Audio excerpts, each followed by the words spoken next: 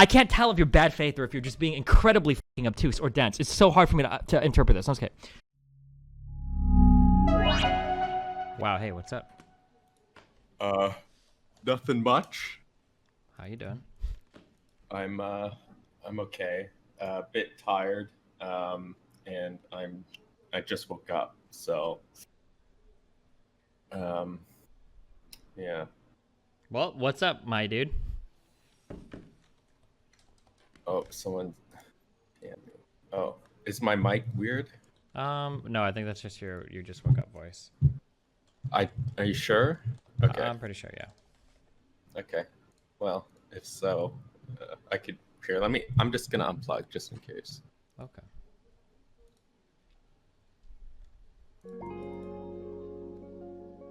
Wow, Argo. I'm not making an argument for or against eating meat. I'm just saying Destiny, you can't... weren't they saying eating meat was wrong because of environmental impacts? So or am I a dono derps to there's me? a lot of things. It's a really broad topic, obviously. Well, not really. I think it's pretty concise. I don't think that if there's a behavior that's morally reprehensible, you can't just do it because of tradition. Well, can we go through because did you read all my tweets in the chain? Not really, but I read the tweet that I responded to. I haven't read like all of yours. I think, somebody linked me some of yours afterwards, in which case we agreed with everything. But then your initial criticism of my position had nothing to do with my actual position. You just wanted to tone police me and say I was sounding mean, which is, I accept that. Yeah, I do sound like an asshole on Twitter, sure. Well, okay, so I agree with you that if, an indigenous nation or tribe can be vegan, I think they should be, right? If we assume that being vegan is like a morally righteous thing to do versus meaning it. Yeah, of course, yeah. Right. But then I was criticizing your tone about, because I don't know who you're trying to persuade here or engage with in your original tweet, but it's obviously not going to be very effective. And it does come off as, fuck you and fuck your culture is unnecessarily abrasive, especially. Yeah, but I mean, I would argue it's the same as you when you call people like colonizers and shit all the time. Like, it's just as abrasive. How often do I call people colonizers? Aren't there literally podcasts that you refuse to go on because you're like, oh, that guy's a colonizer, like I won't be there with them or whatever? Do you never do this? Am I just wrong? Or I feel like I've heard you do this multiple times. I don't have examples offhand, but maybe you don't actually say this. I've given but that when I do that, I'm giving an explanation as to why I don't want to go on a certain platform. That's not me.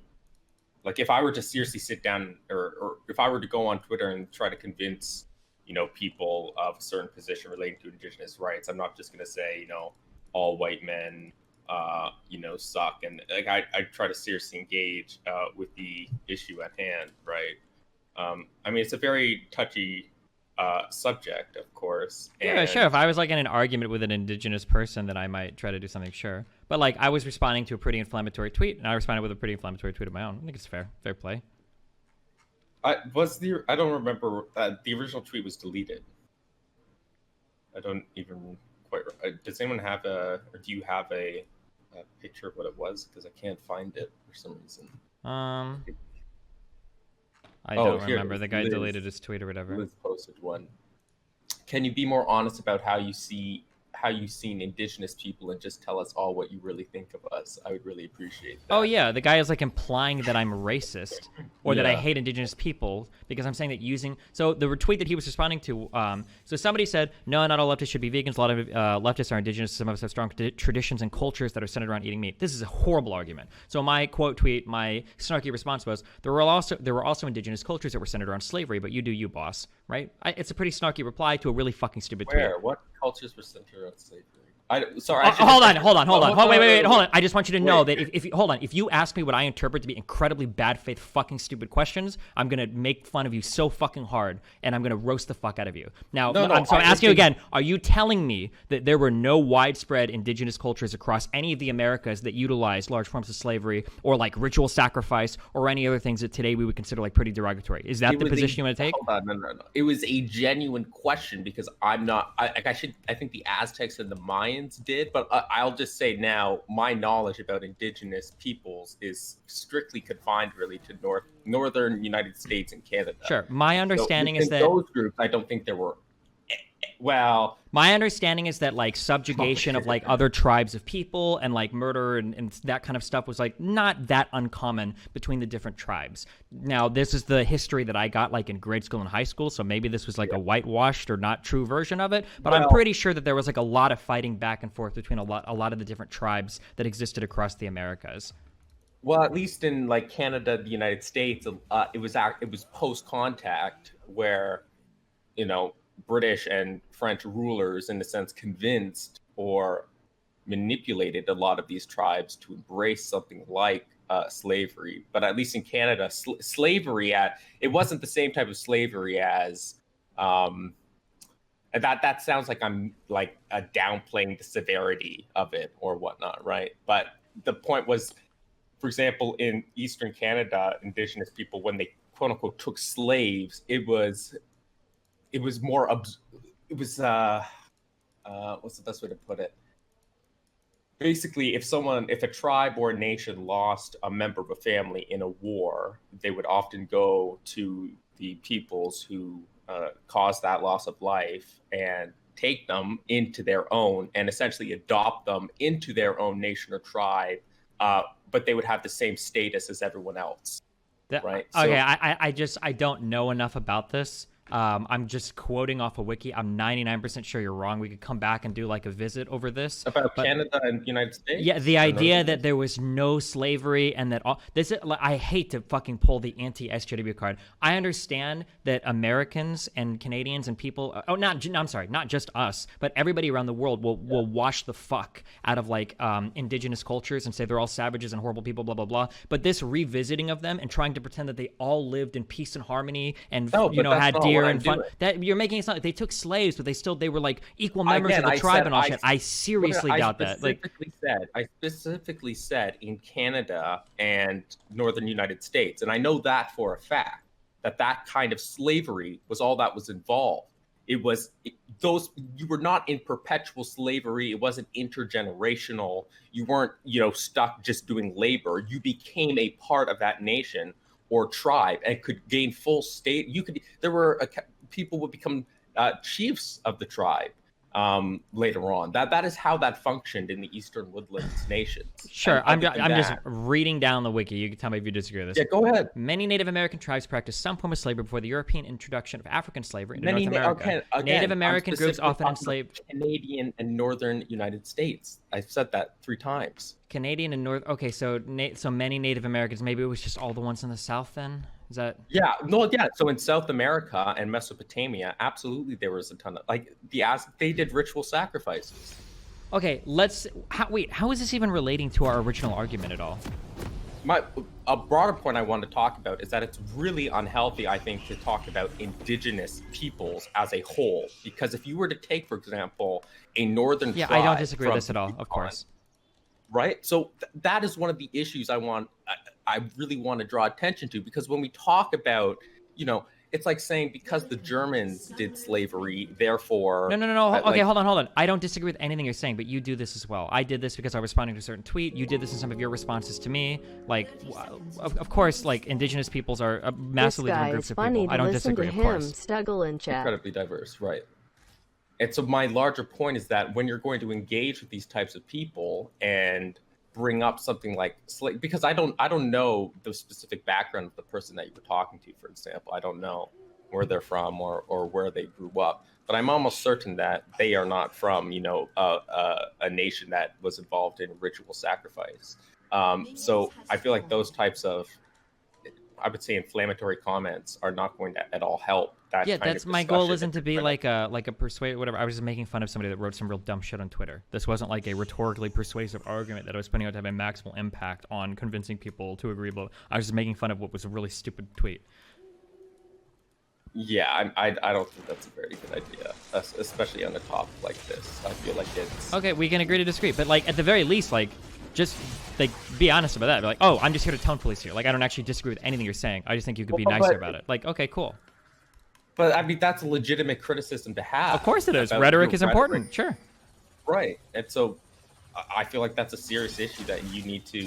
Sure, of course, that is a serious issue. I don't know. I don't. Recent reincarnation. I don't. Like, I'm bad on Twitter, right? And I know we are talking about totally different topics. Okay. So yes, is rhetoric important? Yes. Can we talk about damaging effects or whatever rhetoric? Sure. But that doesn't mean you disagree with anything I said. You just disagree with the way that I said it. Like at least, like, be clear about that. Like, oh, like I think your rhetoric is really harmful here.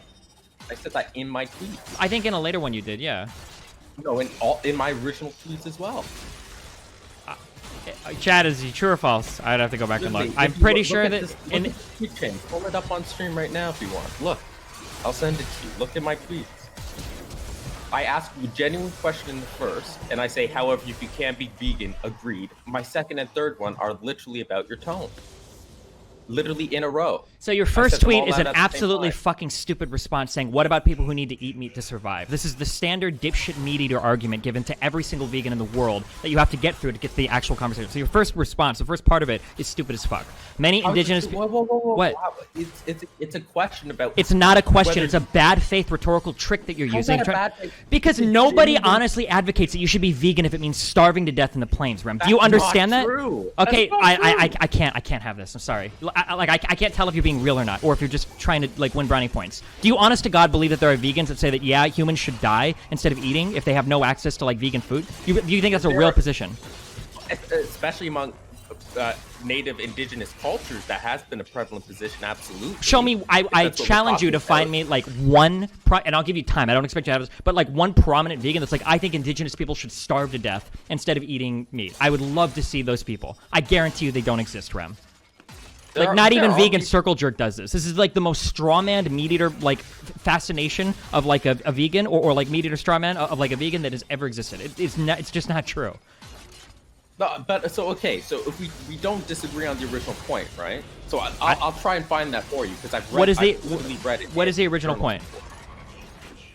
I sent this original one, which was meant to be. I don't know how you would think that this would be an attack on you.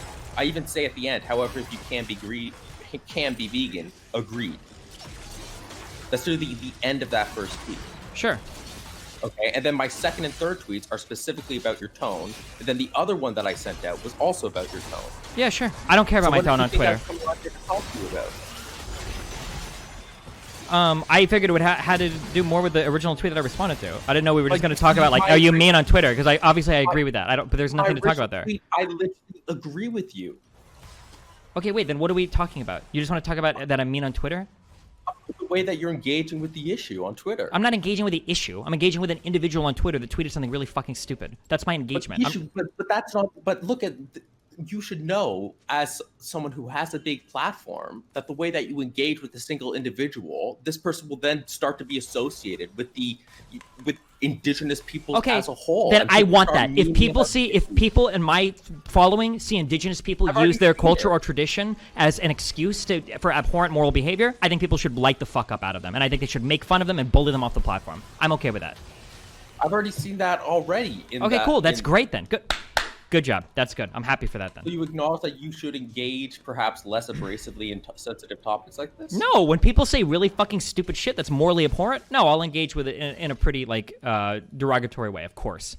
So you think it was totally fine of you to say, then fuck you and fuck your culture? If you're using your culture as an excuse to do abhorrent behavior, the same way I do it with a Nazi or a Klansman, of course, yeah. Fuck your culture? Because it's a shit culture if you're using it. That's not true. That is absolute bullshit. If you're using your culture as an excuse for abhorrent moral behavior, then yeah, fuck your culture. Mean your culture is bullshit. That means that you're an asshole. That doesn't mean fuck your culture. It means that you as an individual are acting like an asshole. That is not representative of the entire fucking culture, Destiny. If your culture relies on you to eat meat and you think that eating meat is an abhorrent behavior, then yes, that is a representation of your culture, and your culture is shit. I'm sorry. If you believe, you're a vegan now, aren't you? Like, if your culture demands that you do something that is morally abhorrent, then your culture is probably shit. No, you say if you're using your status as an indigenous person to excuse something that would be otherwise morally reprehensible, then fuck you and fuck your culture, right? But what if, again, a lot of these cultures are not going to be completely represented in a single individual. So you are attacking an entire culture based on the based on a single Twitter user's Yeah, but the Twitter user's outlook. position is using a culture to justify a harmful behavior. So whatever culture, if these cultures don't truly exist, if there is no culture that demands eating meat, then I guess I'm not really attacking anybody but the individual. I just and again, so if you want to go and have that quite serious discussion and engage seriously with cultures who do eat meat, right? The way in which you have that is not by coming at it with this type of tone. I can do it in any way that I want, and I will do it in that type of tone, of course. If you think that your tradition or culture excuses morally abhorrent behavior, I'm gonna blow the fuck up out of you. It's stupid as fuck. People do this shit all the time with all sorts of horrible behavior. Why would I let somebody get away with it just because they're brown? That's stupid as fuck.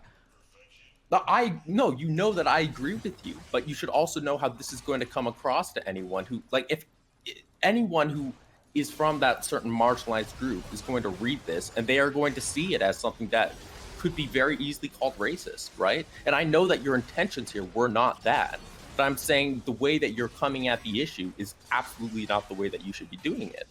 I'm good. I guess maybe my naive hope would be that if a native sees it, they're like, oh yeah, wow, it is really fucking stupid if you're trying to use your culture to justify like some morally abhorrent behavior. If they consider me racist, then fuck them. I don't give a fuck about them anyway.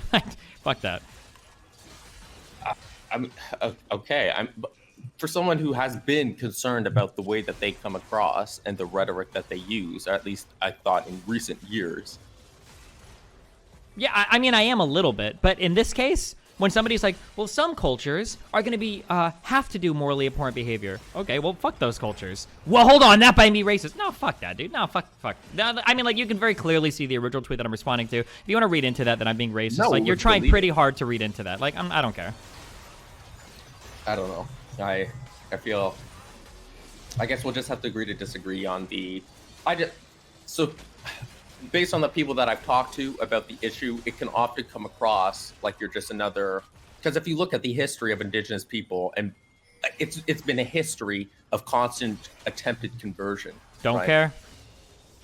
What do you mean? How can you not care? I don't give a fuck if you have a history of constant whatever. I'm sure that there were Germans that had a history of being fucked over by Jews. That doesn't excuse Nazism. What the fuck? Hold on. No. You said that you care to a certain extent about your rhetoric and the way that it's going to come across. To a certain extent, yes. People, right? Sure. Right? So if you care, well, I don't know what to extent that is, but if you care enough about that, you should know, like, what is the point? Is this tweet doesn't have it all in normative purpose? It's just you expressing an emotion? That's all it is? The purpose of the tweet was that I responded to a person that was using their indigenous culture as an excuse for what they probably perceived to be morally abhorrent behavior. In those cases where you're going to use your culture as an excuse to engage in behavior that would be otherwise morally abhorrent, fuck you, and fuck whatever culture you're using as an excuse to do it. That's bullshit. There is no culture that allows you to engage in morally abhorrent behavior. That's literally an appeal to tradition fallacy, like literally verbatim. Like, it's just a horrible fucking way to go about things. There are tons of cultures that have had horrible things in their history that we don't allow them to do today because they were part of their history. Like, why would you make an exception for... And you think that those cultures should be changed to not be morally abhorrent, right? Sure. And that's baked into the original tweet. So you're coming at this in a certain type of way where you ultimately are wanting to change those types of cultures. Of course, right? yeah. And so if you believe that, this is not the way to fucking go about doing it. Oh, I mean, I don't like, that's not like my 100%, like, I'm on Twitter right here to like convince like natives or indigenous peoples of like a so different... it's just an emotional tweet then. Yeah, That's of course all it is. Yeah, of course. I'm just blowing somebody up that I thought tweeted something stupid. It's not like this is my attempt to convert certain indigenous tribes over to my way of thinking. I don't even know if these people use Twitter. I don't know like how, if these people like even have like a huge presence on Twitter. Do you think that these... What? Oh, I see. Have a huge... Okay, fair enough. Wait, do you think that every single group, minority group especially, or disparaged group around the world has a huge Twitter presence? Do you think that's just like a... What are you talking... No, for a second it sounded like, do these people even use the internet? That's what I thought you were saying at first. No, I'm sure they do, but varying people are represented in... I don't know if there's a huge indigenous like representation on Twitter. Like, Twitter is like very overly white, very overly male, very overly college educated. Like, there's certain groups of people that use Twitter more than others. Well, obviously they're going to be underrepresented, but that's just because they're underrepresented in general, I think. Yeah, of course. If you want to pull more content and get away from rhetoric, I'd love to hear your thoughts on the Wet'suwet'en protests, if you are at all familiar with them. And if not, I understand. Wait, on what? The Wet'suwet'en protests. I don't know what that is. Catch me up. Really? Maybe hasn't permeated across the border as much. Um, Essentially, the Canadian government, they want a pipeline that goes through British Columbia. Oh, is this the Keystone XL pipeline stuff, or is it? No, it was the GasLink pipeline, different one.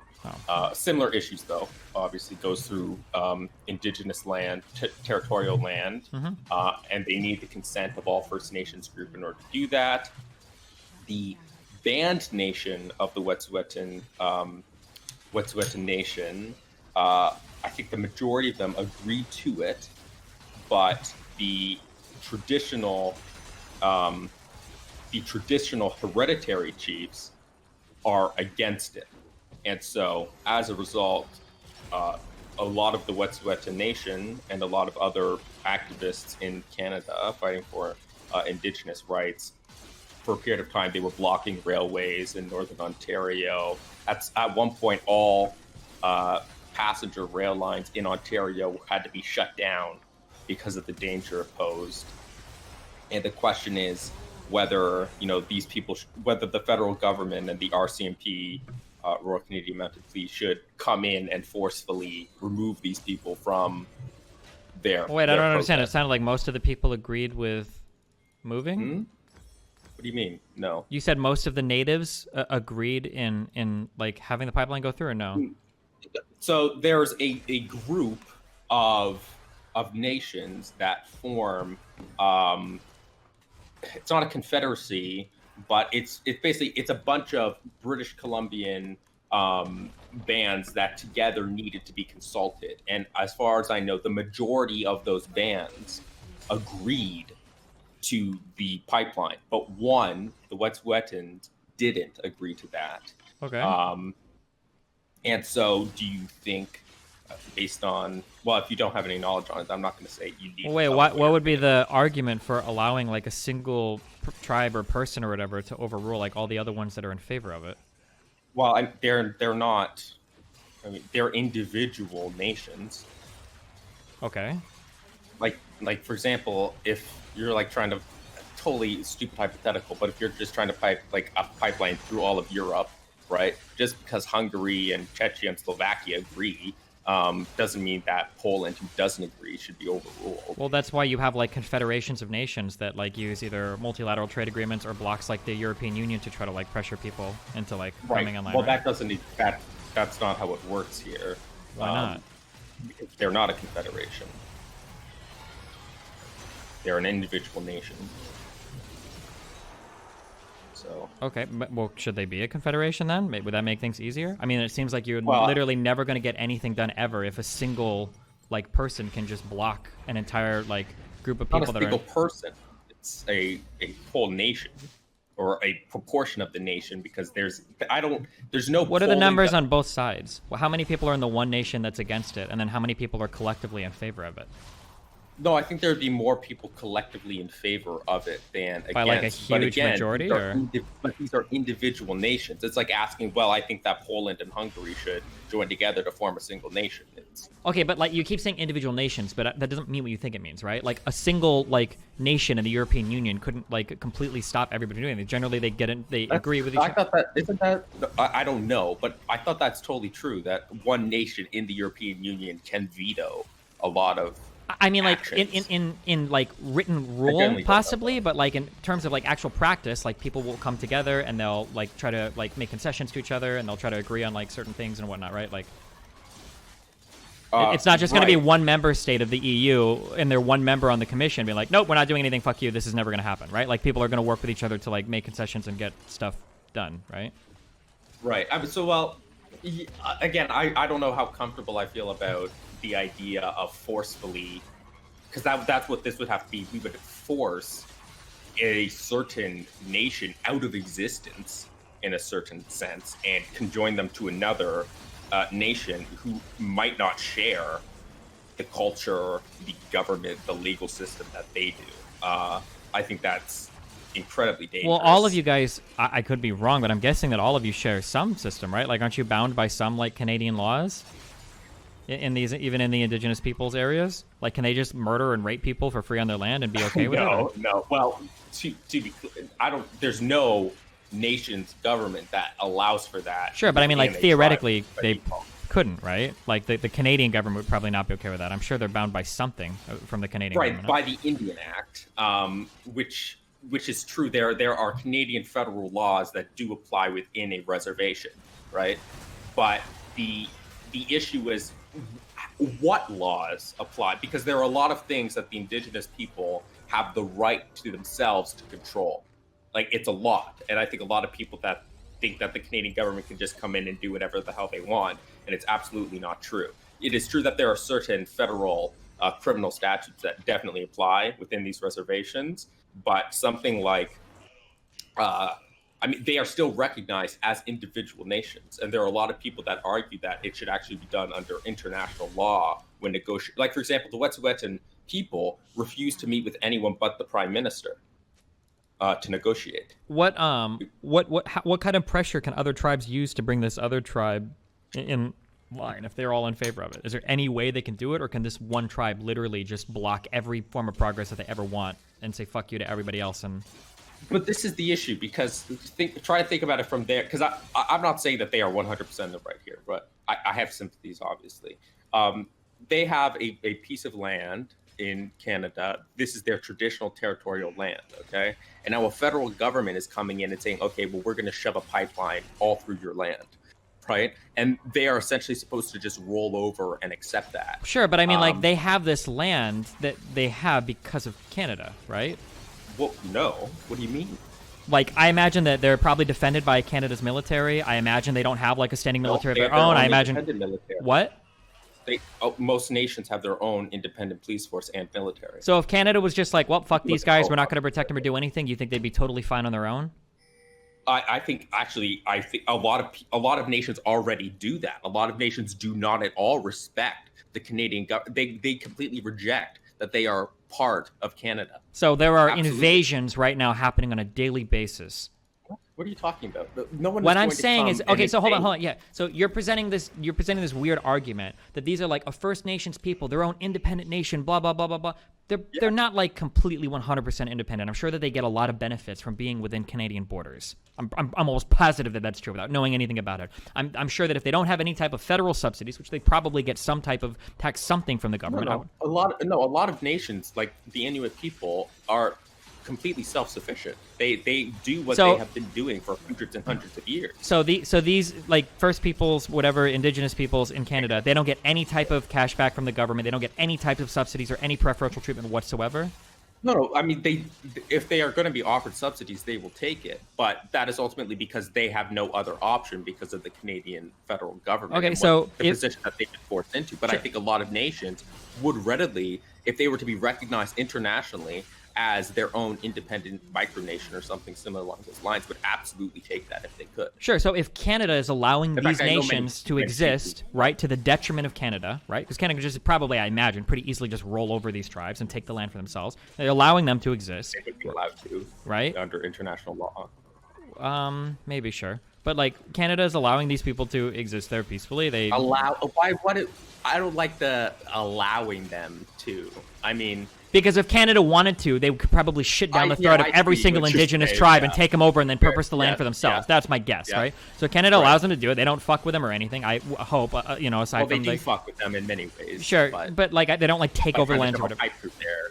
Well, Sure, no, a that's what pipe they're that would trying be to a do. massive boon to the rest of the country's economy, right? So the question Right. is like, okay, well, you have these people that you allow to exist here, and you try to minimally fuck with them. I know that nations aren't perfect when it comes to dealing with First Peoples or Indigenous peoples, but now you have like a major potential economic benefit, and most of the First Peoples, they're even in favor of it, but one tribe is like, no, fuck you. I mean, I don't know. I guess if I was Canada, I would just cut off all funding and external assistance to them whatsoever, and then see if they can make it on their own. Like that just seems weird that you wouldn't be able to pressure or apply anything would. whatsoever to get these people like to agree with you at all for anything. Well, so there's multiple ways. Like from a legal position, I don't think the federal government has any ground to stand on personally. Like if this were to go to court, I feel quite confident they would rule in favor of the Wet'suwet'en Nation based on past case history. So in that respect, it's true. I don't think they really have any legal recourse to this. Because if you look at previous, I mean, I don't think anything's actually gone to the Supreme Court, but it's definitely gone to the British Supreme Court. And maybe an appellate court, I don't know. But the bigger issue that people have about this case in particular is the relationship between the band council and the hereditary chiefs, because the band council is in favor. Band council of the Wet'suwet'en tribe is in favor, or Wet'suwet'en nation is in favor of the pipeline, but the hereditary chiefs are not, or the majority are not. What does hereditary chief even mean? Is that how they normally arrange themselves?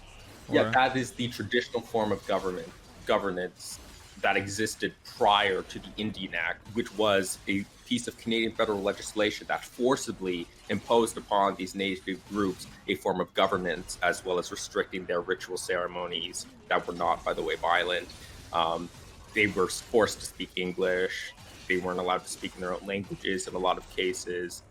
The Indian Act is a hugely unpopular piece of legislation for Native people because of what it's done to them historically, and it went in and it's not even representative of all Indigenous people, because a lot of Indigenous people don't qualify to become an Indian under the Indian Act. Sure.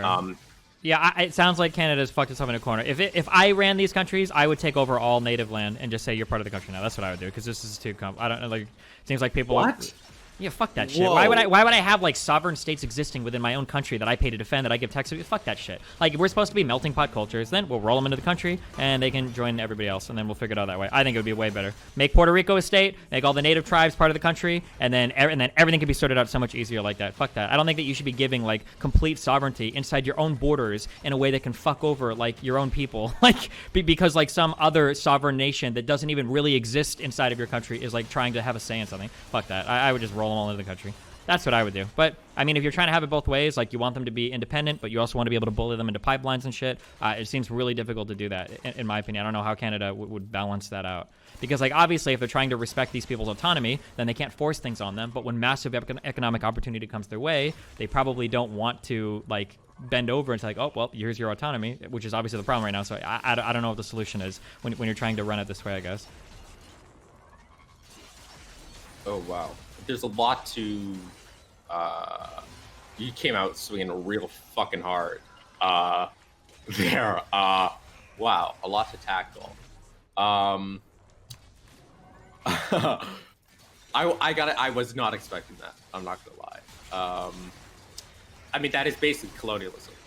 Sure, fine. Yeah, colonialize it up then, sure. In its most poignant form, I would say. Yes, definitely. Yeah, 100%. Okay, so you believe that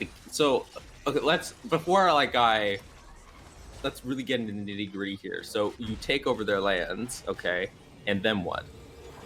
I don't know, make them a state or another province or some shit like that, I guess, like Quebec. Okay, but so you don't respect any of their traditional forms of governance? Nothing that violates the nothing that would like violate the current laws or whatever. But I mean, if people, I don't know how flexible you're in Canada in terms of setting up like your local like city or state or province governments or whatever, but. Okay. What do you impose upon the people? I don't know. You bring them into your tax system, I would imagine. They'd have to fall in under like your federal and provincial guidelines. I don't know what all that entails in Canada. I would know more in the United States, but... So, for example, you don't care anything about reparations at all? Reparations is an entirely separate conversation topic to this. It's not related at all. Well, it's not, because part of like our reparation process is, in a sense, respecting the autonomy and self-governance of these people as is recognized in the Constitution. I could be wrong, and this might be my American perspective on things, but my gut feeling, totally mean it's a gut feeling. Well, I'm just trying to feel out. Yeah, I understand. My gut feeling is that any American Indian would laugh in your face if you said that the pittance of lands that they're allowed to keep is in somehow reparations for losing the entire continent. That they would laugh in your face if you would honestly suggest that. Whoa. They didn't lose the entire... Again, you're grouping all First Nations into one another here. They didn't lose their... I don't know what that means. Okay, I'm sorry. I'll break it down. So I know you're being really bad faith right now. Let me help you out here, okay? I understand. I know it's so hard for you to understand. So let me go ahead and break this down for you. Okay. So before white people came to America, there were American Indians or First Nations, Indigenous people that existed all across these lands, okay? The vast majority of those tribes have been eliminated. The vast majority of them have. A very few of them... No, Rem? No. Most of them still exist, Rem? Yes. So when 95% of the people that died across America from like diseases brought over from Europe, like the tribes just hung on, there were just one or two pregnant women that were pumping out hundreds of babies. In Canada, the majority of traditional tribes and nations still exist from pre-contact. That is true. That's fascinating to me if that's true. I don't know if that's true or not, but you can look it up. Okay, sure. I would be shocked if that was the case in the United States. But okay. But I was talking North America in general. But my understanding is that all of these people, all of these different types of people, had access to all of these different types of lands within the continent of North America. And now we have relegated the few people left to smaller lands. And we're trying to say that's like reparations. And also, if you were to say that all these tribes survived, then that makes my original point even stronger then. Because if all of these tribes are surviving on even smaller lands... Oh my God! Why are you doing this? What do you mean? I can't tell if this is your mental thing or what. Why would you correct me? Well, not all. If the majority of these tribes are still surviving I'm so sorry. Holy shit. Oh my God. I'm sorry. Hold on. I can't tell if you're bad faith or if you're just being incredibly fucking obtuse or dense. It's so hard for me to interpret this. Okay, let me back up. You said all. I'm sorry, not all. I just want the vast because earlier you argued the vast majority still exists. Okay, so but you said all, so I just want to clarify. Let's clarify. Not all. Okay, I got you. Sure. Okay. If the vast majority of these ancient tribes still exist today, and they're relegated to, 5% or less of the lands that they used to be able to have, then that would mean that they have way less land than they used to. So why did you give me flack for the original point that we've reduced the amount of land they have, when you're like, well, they don't all exist all across... What was your original contention with what I said then, now that we've gone down this road? If you were to look at a single indigenous nation, a lot of them retain the exact land that they had in the first place. Okay, was like 98% of Canada uninhabited when we came? When the Europeans came over? Pardon? Was 95% of Canada uninhabited by native peoples? Or was most of it inhabited by native peoples, like spread across? No, it's more like in Canada, the majority of Canadians, right, live along the Canadian-American border. And so actually a lot of the traditional lands that Indigenous people hold are still respected under land claims that the federal and provincial governments respect. So a lot of these people actually do retain their full amount of land. So you're telling me that the majority of Indigenous people in Canada live far north of the border, and they always have. That when Europeans came over, they didn't like the warmer climates further south. They all went north. You're telling me that's the case? The majority, I mean, there were more. I don't know specifically about numbers, but I mean, I would say the majority of existing native cultures did exist in Canada, did exist north of the border, yeah. Well, obviously north of the border, because that's where Canada is north of the Canadian-American border. But you're telling me that... Right, no, but I mean north of like that, the clustering along the Canadian-American borders. Yeah. Okay, that's really interesting, I guess. I don't know, it seems like a weird way to arrange yourselves, but okay. Well, they lived in the woodlands. A lot of them lived in the woodlands. A lot of them lived in the north. I imagine it'd be super cold, right? Yeah, but you have to remember where they migrated from, right? They came across from, allegedly, I don't know this. Yeah, but we're all humans, right? I don't think they have I'm not a race realist. I don't think that they're like born to like live in the fucking freezing cold. I imagine most people prefer probably somewhat warmer climates. Yeah, but yeah, no. So that's why they migrated south. But in Canada specifically, hold on, I just need to look up. Where did most Canadian tribes originate from? I'm curious. I don't know what you mean originate from. Like, what were their original lands? I can send you the treaties. No, I don't want the treaties of what they were granted after we invaded and murdered most of them. But the treaties, but are respecting of the original lands of these people. That's the point of the treaties. And these were formed not that long after people colonized. I can pull it up for you if you want.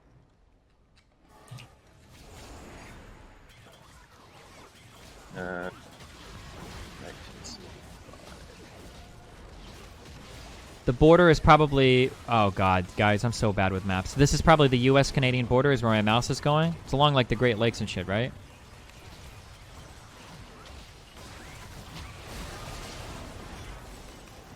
Nice. We lost ground. Okay, I need to finish this fucking game. The enemy's inhibitor is respawning soon. Here you go. I found it. Here.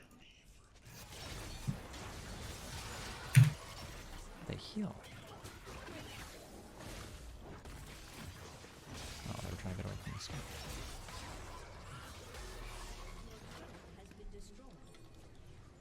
Okay, so even looking at this, it looks like there are a fair number of tribes that are like to the south, like especially in the west, over near where I imagine Vancouver is. Oh yeah, that's British Columbia. Yeah. So all of those people probably got kicked the fuck out, right? Yeah, and British Columbia is a shit show when it comes. British Columbia is the only one that doesn't have land treaties with Indigenous peoples. That's a huge issue. Right? But I mean, no. But look up in the Yukon, and that a ton were there. A ton in. Okay, we're using words like a ton, but it seems like my original claim was correct. That most native lands are not kept anymore. That most of the indigenous areas are not respected anymore. That original claim that I said that you took issue with is actually true, if you take into account like British Columbia.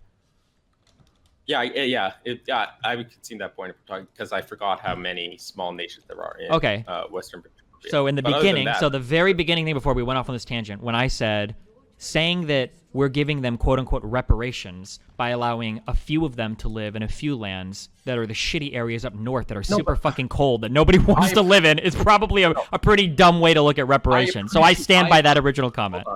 I appreciate what you are saying, but again, you're looking at it like from the point of view that all indigenous people have a whole recognized identity with one another, which is true to a certain extent. But if you were to ask, for example, someone who was like a Gwich'in in the Yukon, right? They have their entire land respected and recognized by and to a lot of them, that is what they want. They want protection for their own nation and tribe. And so just because, like miles and miles away from them, someone's land has been taken away, I think for a lot of Native people, that's not going to be a huge priority on their list. And so to have their entire land respected, have self-governance, have the traditional forms of government respected, have, environmental restrictions so that they're not damaging their lands, that would be enough for those people. And that was the point I was trying to make, is that we keep thinking that all First Nations groups you keep going back to that. I know it's a really fun talking point, but I'm not saying that at all. I've never said that, and I don't need that an assumption for any of the things I've said to be true. I know that it feels really good to say like, oh no, the Indigenous peoples are separate. I've never said that they aren't. All I said originally was that most of them have probably lost most of their land, which seems to be true. So to say that, well, we have these respected treaties, and that's our way of paying reparations, that's a fucking joke. That's something that a person tells themselves to feel better about how they're treating Indigenous peoples. But the reality is that most of them got fucked most of the way. That was my original point. And based on everything I've seen thus far, I think I still stand by that. So, well, no, if you were to talk to the number one priority, generally, I can't speak for all, obviously, of First Nations, seems to be respecting the original terms of the treaties that were signed with British colonialists when they came to North America. That's the biggest issue, and that's why all of these issues, like there are like 78 pending land treaties in the British Columbia court system right now. That is the number one priority, and that is what they want to have passed. Looking at the land's map, that's never going to happen. British Columbia, Vancouver, they're not going to start relegating huge swaths of developed land over to Indigenous peoples, right? I can't speak specifically for British Columbia, but there is a ton of land that is completely off limits for provincial government with a ton of natural resources that are not allowed to be tapped because of land treaties that exist.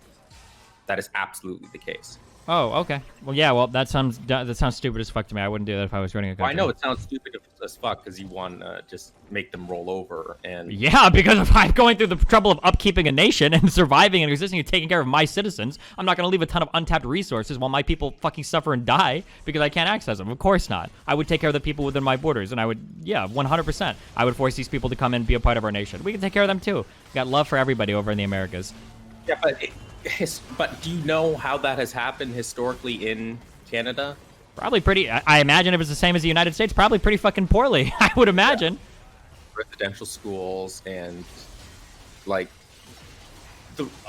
how would you even go about doing that? That isn't, in a sense, complete displacement and complete wiping out the identity of all these people. If your identity can't survive because it's rolled into like another country, I don't really care that much anyway, firstly. And then secondly, how would you do it? The same way you deal with illegal immigrants in the United States. You'd roll them into the tax base, you give them social security numbers, you'd have better stat tracking for them in terms of economic outcomes, in terms of counting them in the census, in terms of taxes. Like, yeah, of course. Like, you roll them into the system. Indigenous people's identities are almost always inherently tied to the land in which they occupy. That is their worldview. That is how they view the world, is tied to the land. That's not an exaggeration. Sucks for them, I guess. Okay.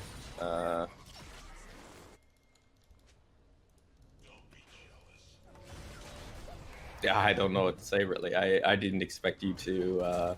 To what? Say that because you have existed on some land at some point in time, you have fucking spiritual ownership over it? Of course, I'm never conceding that argument. That's dumb as fuck. Land is traded hands all throughout human history, and there's so many better ways to partition land than to just give it to the people that originally stayed there. That was so. No, hold on. It is not about spiritual ownership. It's about looking at the history of occupation and the way that we have already engaged with these people. No, you keep going back to that because it sounds good.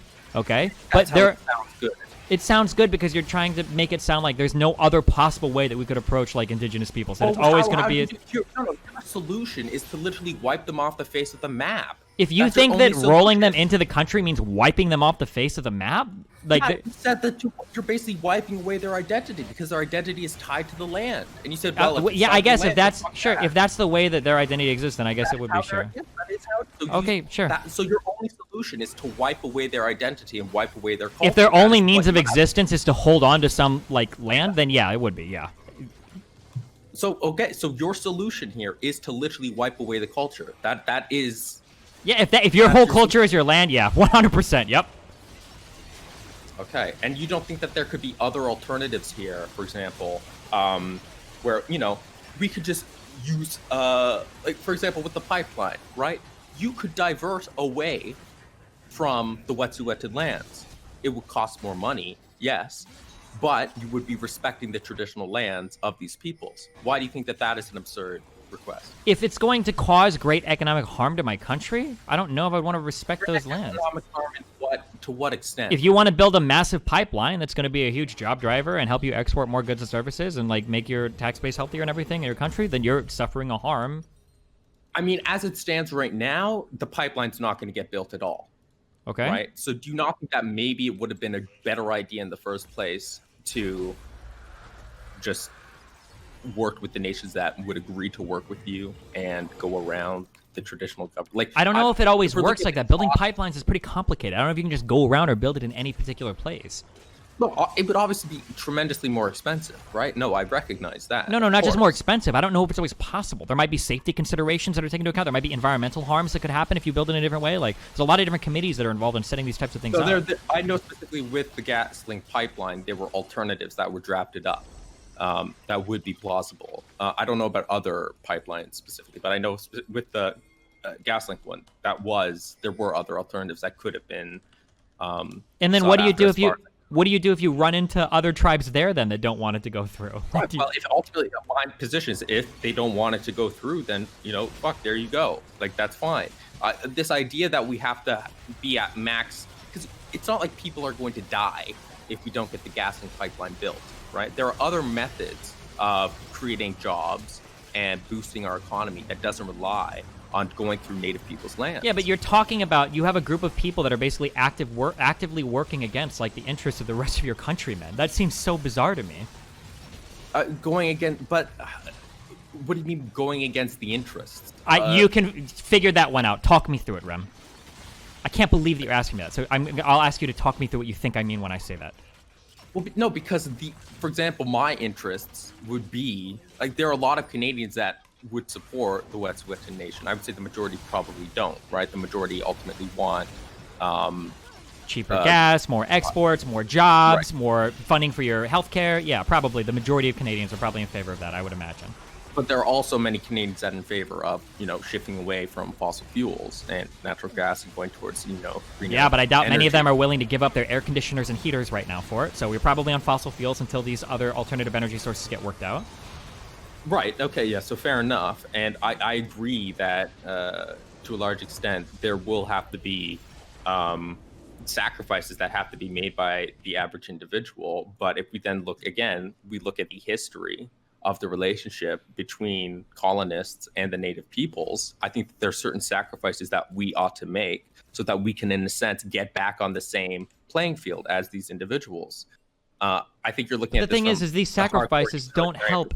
Right? These sacrifices literally help nobody except for a 1% of a 1% of people. Like even all of the indigenous peoples aren't okay with it. You already said that the majority of them are okay with it. So you're literally making a sacrifice for the entire country on behalf of this small group of people that aren't even part of your country. You're getting bullied by a sovereign nation that is fucking your country over. That what the fuck? Like, let's say that there's like a country of, I don't know, like 200 million people, okay? And there's another nation that's right next to it, and it has, I don't know, like 2 million, okay? And they have some, like a commodity that's really needed, like let's say cobalt or something. And the bigger nation doesn't have any access to cobalt.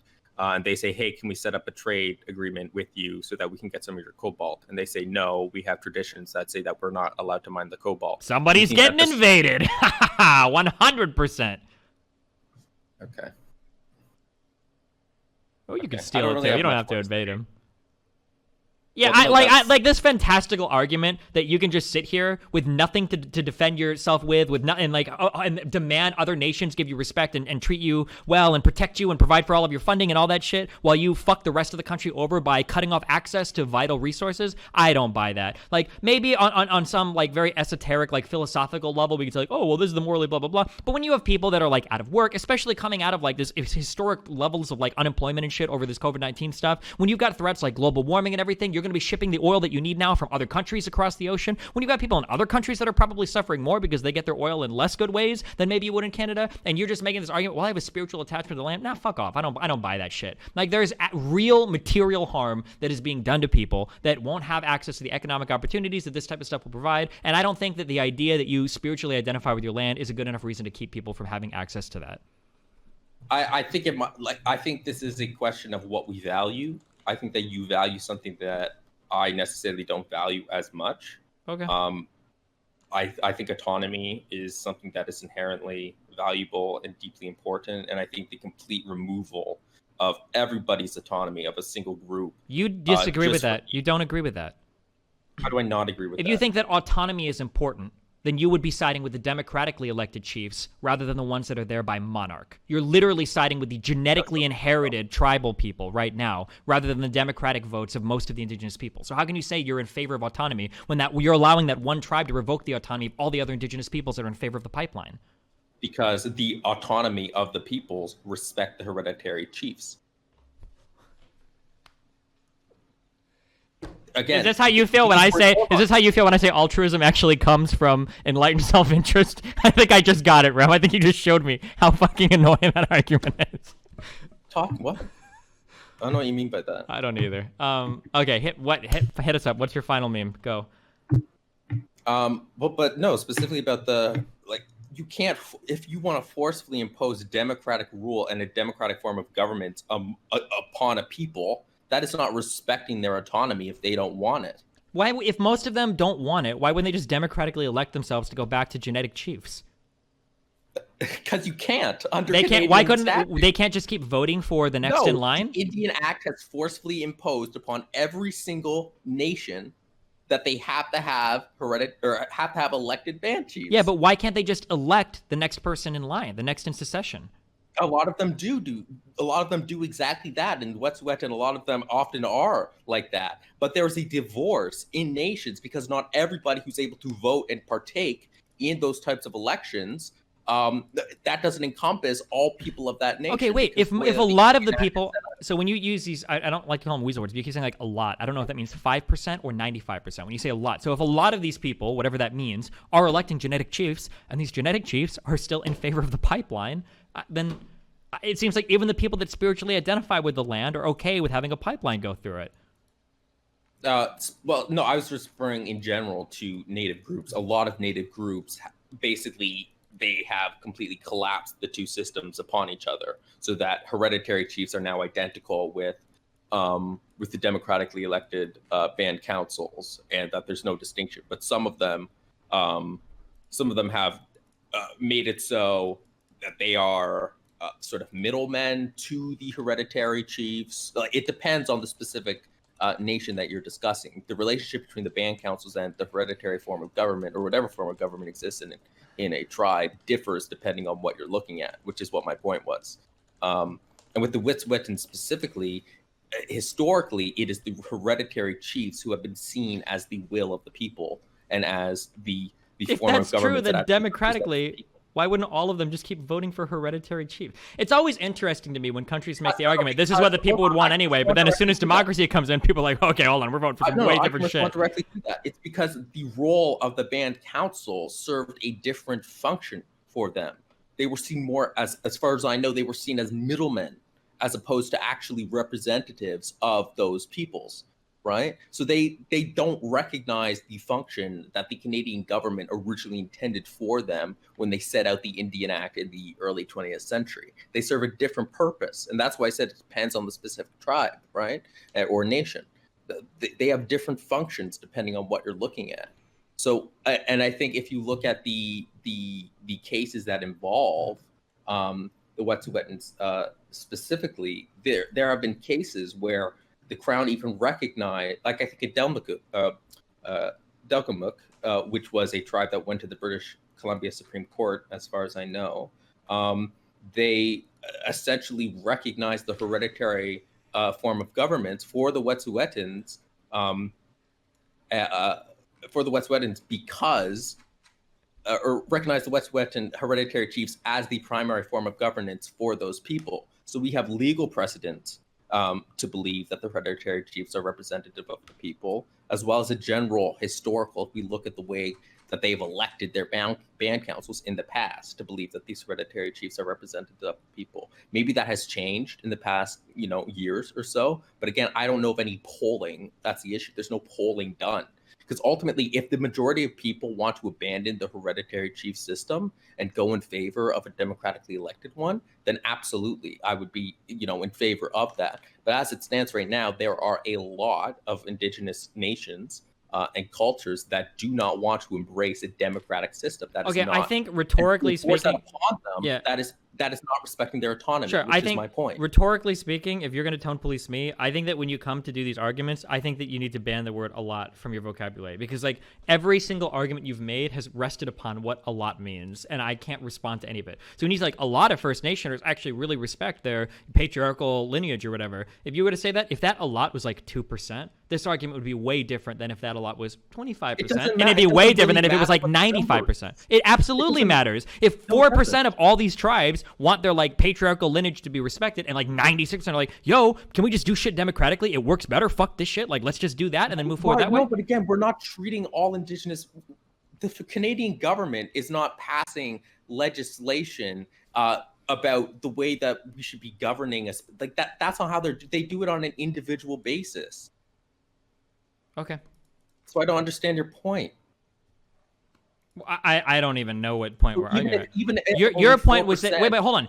So you do this weird thing where you keep saying like, oh, well, a lot of Indigenous peoples want to do this, blah, blah, blah. And I'm like, well, what if a lot of them want to do something different? You're like, hold on, you can't group them all like that. What do you mean? You just did that. What do you mean? My point is pointing to the existence and the general trend of their existence. So it's because a lot of people might think that that is super counterintuitive. And people will think that, well, why aren't these people? Everyone must be embracing democratic rule. My point in saying that a lot of them is to point to the fact that actually that's not true. Despite misconceptions, wait, is this a lot of tribal groups and nations actually embrace a hereditary system? Is this actually true? Because I don't follow this issue enough, but there's a lot of people spamming shit. I don't know what's true or not. There's a quote: "We've stripped the names from 3 female hereditary chiefs for supporting the pipeline. A name is more important than money." Is this true too? Were they taking away like hereditary chief positions from people that disagreed with their position? I'd have to read the specific article. I can't really comment on it. I'm not totally sure. I know that there was conflict between the hereditary chief and Teresa Tate Dye. I don't know how to pronounce her name. A former. Yes, there was a specific hereditary chief that I think sided with the band council, and I believe that they removed that. But again, I don't know how that helps anything if we can't determine what the majority of the Native people actually want because I also heard reports that she just wasn't a good hereditary chief in general. But again, unless there is polling of these peoples, then I don't know what we should say. Well, so she's saying the project has been hijacked by the 5 chiefs. She said over 80% of the people in our community said they wanted the LNG to proceed. But they say the exact opposite. The hereditary chiefs say otherwise. Really? Or do they just say that spiritually we shouldn't do it? No, they say that we are representative of. Why do you instantly assume the hereditary people that have a vested interest in protecting their patriarchal lineage rather than other people? Why do you automatically? No, it has nothing to do with protecting their patriarchal lineage. With the pipeline, what does that matter? Also, if you can remove a hereditary chief just because they're not good, then how the fuck is it a hereditary chief at that point, Rem? What? If you can just remove people because they suck at their job, how are you? Are you critiquing the Wet'suwet'en hereditary chief? I don't even know. It sounds stupid as fuck to me. What does that even mean at that point? Then, if you can just remove someone because they suck at their job, you can just fire the king. I am concerned with respecting the form of governance that the people of the actual nation want. So as I said, and I've said this multiple times now, if it turns out the majority of the Wet'suwet'en nation ultimately wants to go with the pipeline and wants to have the band council be representative of their voices, then fuck yeah, I'm all on board.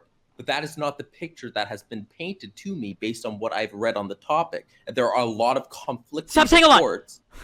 No more saying that. Well, there are many conflicting reports about the status of this.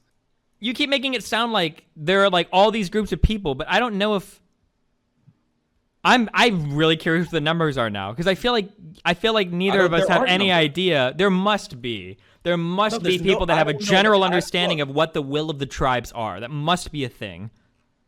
I don't know of any polling. If anyone knows of polling done within the individual Wet'suwet'en nation, please let me know. Okay, if you say that you're in favor of polling them and then doing with whatever they go with the polling, then why not just make them democratic then? That's what it is anyway. It's a poll every few years on who should be the leader. If most of them are in favor of hereditary leaders, then they'll probably all vote on hereditary leaders. The problem solved, no? No, that's not true. Why not? Because you can in a certain sense you can vote against democracy. That is absolutely possible, and you know that's possible. But if you think that most of them are opposed to democracy, then most of them will vote against democracy, and most of them will vote to just have their hereditary leaders, so that would be good, right? Sure. So why not just give them all democracy? Okay, well, fuck it, now you guys are voting, and then find out what they vote for. Sorry, can you clarify what you mean right now? If you want to leave it up to a poll, the will of the people, for how the tribes proceed, the will of the people, that sounds like some democracy talk. So why not just have them all vote on their shit? If most of them vote on new leaders or whatever, or most of them vote on hereditary leaders, then they can figure it out themselves with the way that they vote. Oh, right. Well, because it's specifically, it's about the complexities of the Indian Act, and that people who are listed as Indians on the register are not necessarily all people of those nations. That's not what I'm talking about. And that's not even relevant to what I'm saying prescriptively. No, Michael, if I can finish, it's because a lot of people, in a sense, boycott the Indian Act in the first place and any sort of governance that is imposed on them by the Indian Act. Well, if they don't want to vote, then fuck them, I guess, and they don't want their voice to be heard. And then, so you're saying there's literally no solution then, because you're saying that, well, we could do a poll, but maybe some of them are ideologically opposed to polling, so they won't vote in the poll. Then what do you do then at that point? This sounds so convoluted and stupid. No, you get an independent agency to go in there and ask people. What if they don't want to talk to the independent agency because it's part of their spirituality? Because they're opposed to it. They view that as forced governance. I'm not going to talk to your third-party government agency. If they're not going to vote at a fucking poll, it's not that far-fetched to assume that they wouldn't want to talk to a third-party body either. That's not true, because the poll set up by the Canadian federal government has been seen as a tool of oppression against them. A third-party independent, journalist coming in is not the same thing. And who would appoint this third-party independent journalist? I don't know. They could hire them themselves, or they could come in with themselves. Who would hire them? Wait, so would they be hired by the hereditary leaders that have every incentive to maintain their own power over the people? You would trust those polls? What I think the solution should be in this particular situation? Yeah. I don't know. I don't have a particular solution to this, this specific issue. I think what would be best right now is for the Prime Minister to meet to cool down the issue. But they don't want to grant so much power, I guess, to the Wet'suwet'en nation by doing that. I also think, I do think that they could arrange, well, no, they need to sit down ultimately with the hereditary chiefs, right? And lay down a bunch of conditions about what needs to be done in order to secure But I see your point about hereditary chiefs. Why would they allow for the possibility of them being removed from power, right? But I don't know. All right, well, hopefully they figure it out. I think you made a lot of good points, and I think that we all have something to think about today, okay?